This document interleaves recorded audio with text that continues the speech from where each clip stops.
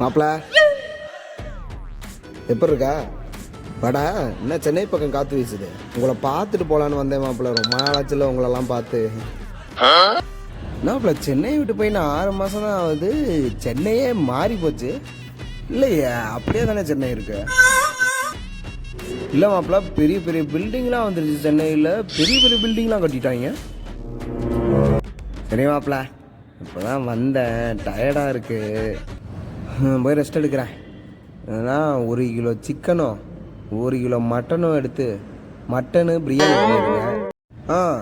Chicken gravy பண்ணியிருக்கேன். அந்த மீன் முடிஞ்சா வாங்கி இந்த தோசைக்கல்லில் போட்டு சமைச்சு வச்சிட்டிங்கன்னா ரெஸ்ட்டை போட்டு மதியம் ஒரு குளியலை போட்டு சாப்பிட ஆரம்பித்தோம்னா அப்படி இருக்கும். சாப்பிட்டு மறுபடியும் படுத்தோம்னா அது மட்டும் ரெடி பண்ணியிருக்கேன். நான் போய் ரெஸ்ட் எடுக்கிறேன்.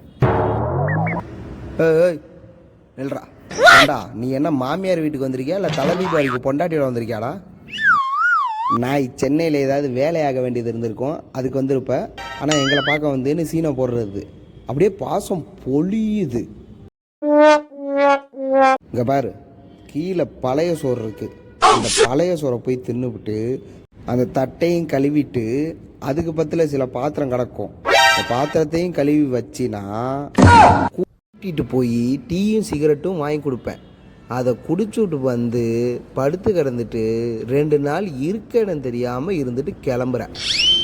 இதில் ஏதாவது மிஸ் ஆனிச்சு நீ செருப்பை கழட்டி அடித்து வெளியே துரத்தி போலீஸை கூப்பிட்டு திருட வந்திருக்கான் திருட்டு பையன்னு சொல்லுவேன். என்னடா முறைக்கிற போட்டா? இது கெஸ்டா? இது வேஸ்ட்டுங்க.